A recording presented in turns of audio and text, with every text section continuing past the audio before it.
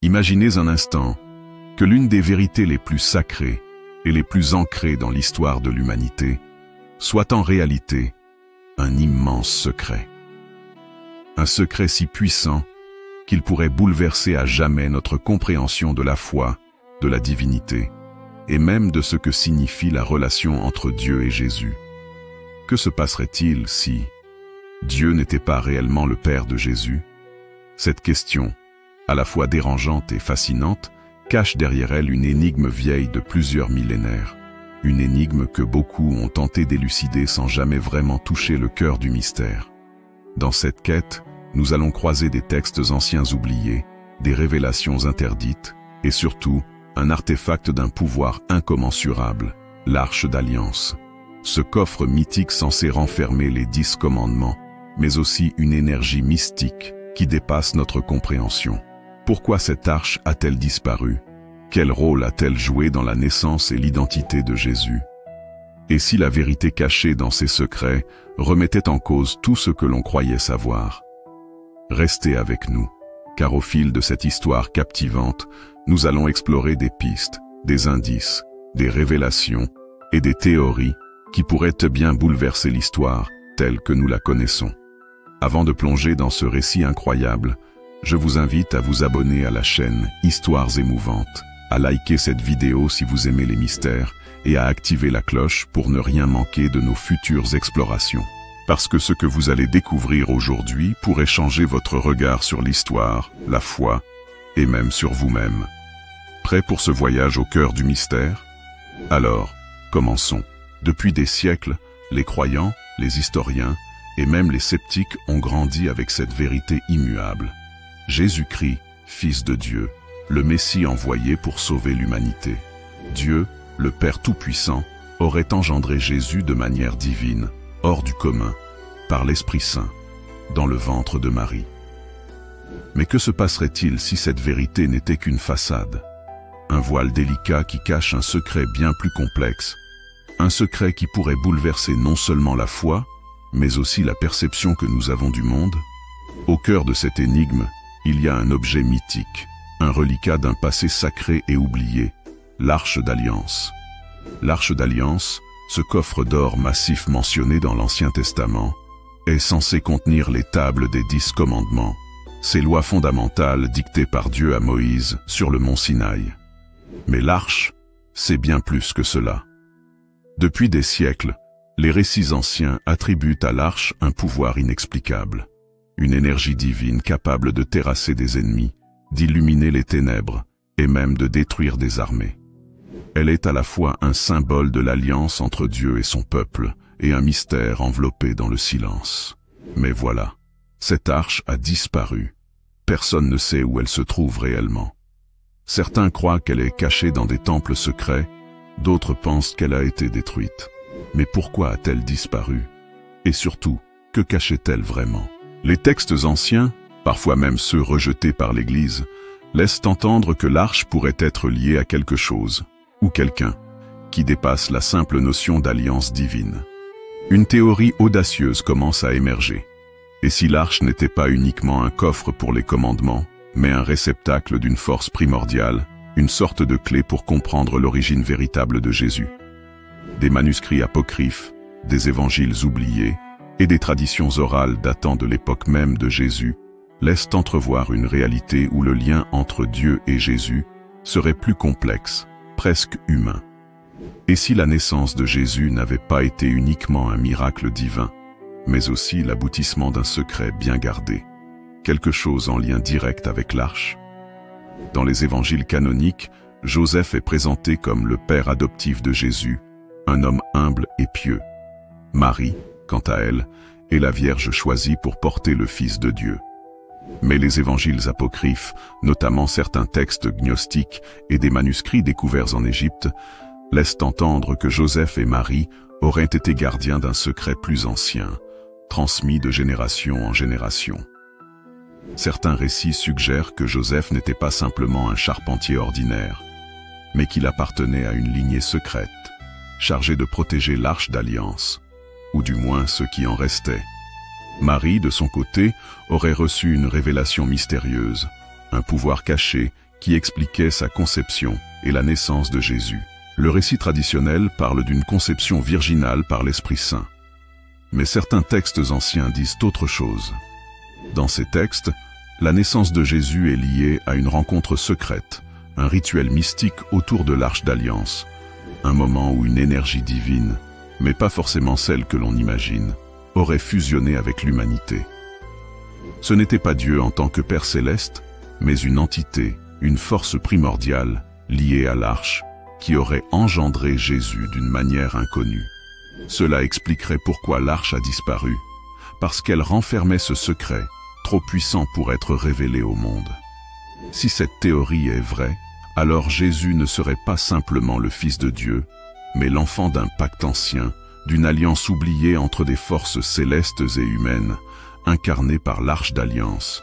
Ce secret, longtemps caché, a été protégé par des lignées secrètes, des sociétés mystérieuses et des gardiens inconnus.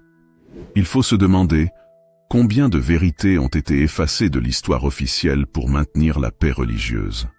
La disparition de l'Arche d'Alliance, les évangiles apocryphes, les récits oraux. Tous forment un puzzle fascinant, une histoire qui ne demande qu'à être révélée. Mais avant d'aller plus loin, il faut comprendre d'où vient cette histoire et pourquoi elle dérange autant. Le mystère ne fait que commencer. Dans la prochaine partie, nous plongerons dans les origines mêmes de l'Arche, ses pouvoirs mystérieux et les premières traces de son influence dans la naissance de Jésus. Pour comprendre pourquoi l'Arche d'Alliance est au cœur de ce secret, il faut remonter à ses origines. Selon la Bible, Moïse reçoit les tables de la loi sur le mont Sinaï. Il construit ensuite l'arche sur ordre divin, un coffre en bois d'acacia recouvert d'or, orné de 2 chérubins. Ce coffre devait garder précieusement les commandements sacrés. Mais ce que les textes sacrés ne révèlent pas clairement, c'est la nature véritable de ce que l'arche contenait. Car au-delà des tablettes, certains récits anciens mentionnent un pouvoir, une énergie ou une présence qui ne peut s'expliquer par des lois naturelles. Les prêtres du temple savaient que l'arche était plus qu'un simple coffre. Elle était la présence même de Dieu sur terre. Sa puissance était à la fois terrifiante et miraculeuse. Les récits racontent que quiconque approchait l'arche sans y être autorisé risquait la mort. Lors d'une bataille, les Israélites avaient emporté l'arche pour s'assurer la victoire, et elle semblait émettre une force qui terrassait leurs ennemis. Mais cette puissance divine semblait aussi incontrôlable, indomptable. L'arche pouvait déclencher des éclairs, faire trembler la terre et répandre la peur. Les prêtres la tenaient à l'écart, enfermée dans le Saint des Saints, accessible uniquement une fois par an par le grand prêtre. De nombreux chercheurs contemporains et anciens mystiques ont émis des hypothèses étonnantes. Certains pensent que l'arche n'est pas seulement un coffre, mais un dispositif capable de canaliser une forme d'énergie divine. Une énergie qui, mal maîtrisée, pourrait être destructrice. Certains textes ésotériques parlent même d'une technologie sacrée venue d'un autre monde ou d'une autre dimension. Cela ouvre une autre piste. Si l'arche détenait ce pouvoir, alors il serait possible que Jésus ait été conçu ou engendré grâce à cette énergie. Une force non pas humaine, ni simplement divine au sens traditionnel, mais un mélange inédit. Joseph, souvent présenté comme un simple charpentier, aurait en réalité appartenu à une lignée de gardiens de secrets anciens. Des manuscrits découverts dans la région du Qumran, où furent retrouvés les célèbres manuscrits de la Mer Morte, suggèrent que certains clans juifs considéraient l'arche comme la clé d'une prophétie à venir.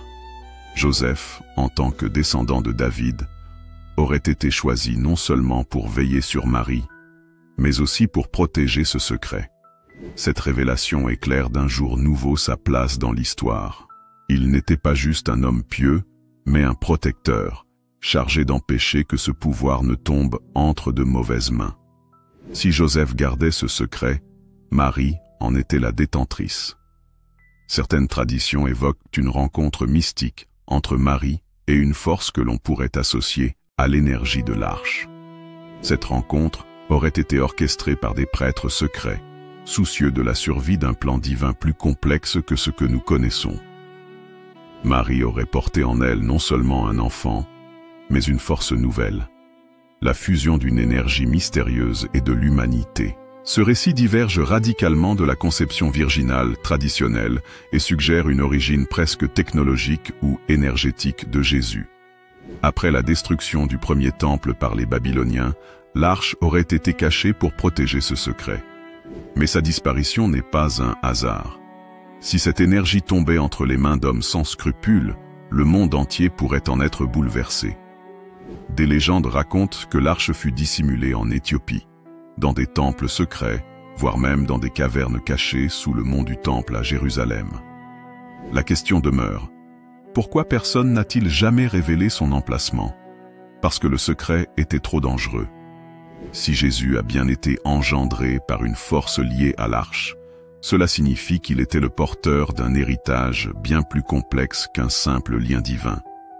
Cet héritage aurait conféré à Jésus non seulement des pouvoirs miraculeux, mais aussi une mission secrète, rétablir une alliance cachée, non seulement avec Dieu, mais avec une vérité plus vaste. Les premiers apôtres, conscients de ce secret, auraient été contraints de l'effacer ou de l'adapter pour le rendre acceptable aux yeux du monde. Ce secret, s'il venait à être découvert, bouleverserait non seulement la théologie chrétienne, mais aussi notre conception de l'histoire, de la spiritualité et même de la science. Il existe des sociétés secrètes, des groupes mystiques, qui ont tenté au fil des siècles de garder ce secret vivant. Mais la vérité commence à ressurgir.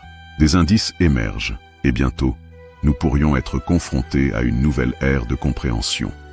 En 1947, dans les grottes de Qumran, sur les rives de la mer Morte, une découverte qui allait bouleverser le monde archéologique et religieux fut faite.